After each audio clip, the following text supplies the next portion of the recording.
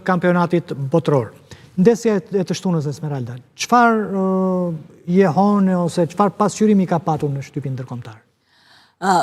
Në fakt është vlerësuar më shumë, jehonën më të madhe e ka pasur Djokovic, tenisti serb, I cili vlerësoi lojën në fushë, sepse të gjithë e dinë që është një lojë me tension, kam përshtypjen dhe shtypjen ndërkombëtare dhe të gjithë ishin përgatitur se do kishte incidente sepse të gjithë mbajnë mend çfarë ka ndodhur në Beograd dhe kam përshtypjen prisnin që edhe në Tiranë të kishte një situatë të tillë.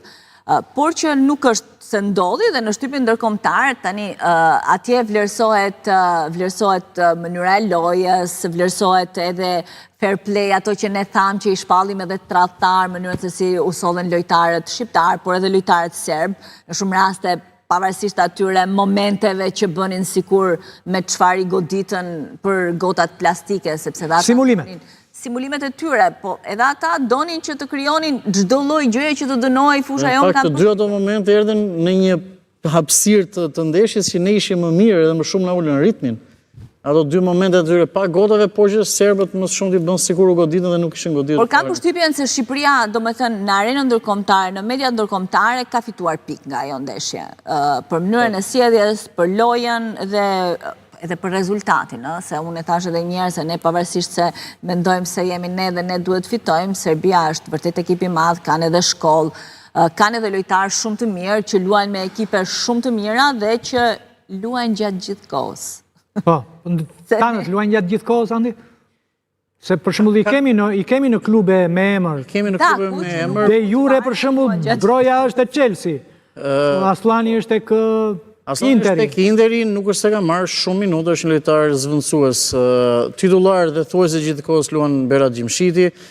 Paka shumë Ardian Ismaili, megjithëse ka qenë dëmtuar që të mbrojtësi që të shtunën nuk u aktivizua, por me shumë mundësi do të aktivizohet nesër. Thomas Trakosha ka luajtur, Hysaj pak minuta, Mario Mita e vinte nga një dëmtim. Thomas Trakosha ka kohë që s'luan. Tek Ajeku. Po është në stol. Është në stol, por paktën atë detyrën në atë moment me Mitrovic e bëri mirë.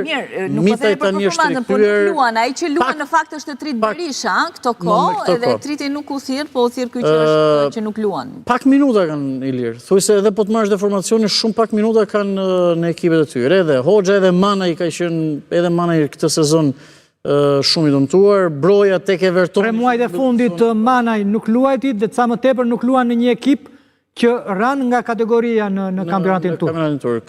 Ai vitin e kaluar ka bërë një edicion më të mirë, por me Andorën luajti shnoi edhe një 2 golësh. Po shumë pak minuta kanë marrë ose kanë marrë në ekipet e tyre 11 që titullar. Broja ka 3 vjet që ka bërë, po them 10 ndeshje të gjitha së bashku, sepse u dëmtua 2 herë dhe realisht të vjen keq, sepse ishte kështu fati keq për të. Lojtari më I pafat që ndoshta kemi pasur. Ai po të luaj 6 muaj rregullisht është një potencial gjërë.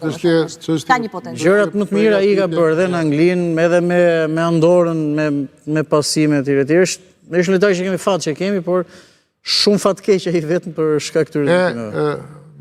Se folëm po Hysaj është një nga ndeshjet më të mira që ka bërë bile. Unë kam qenë nga ata që thosha sigur legjende kombëtares, po I vjen fundi duhet luaj Balliu dhe kur më thoshin informacioni kush ishte thosha Balliu më kollaj se Hysaj, por më ka realisht maknitur. Realisht ka bërë ndeshje shumë të mirë. Ndërsa pastaj kur vjen nga këto nga legionarët ndërsa pastaj kur vjen punat e Mita I thi thua unë se kuptoj do në qarë si ka mundësi që një djallë, aq I rrit, tjetë aq I qetë, tjetë aq I sak, do në të talët në kundështarin, përmërësi se kush është kundështari. Po mos është pak me riska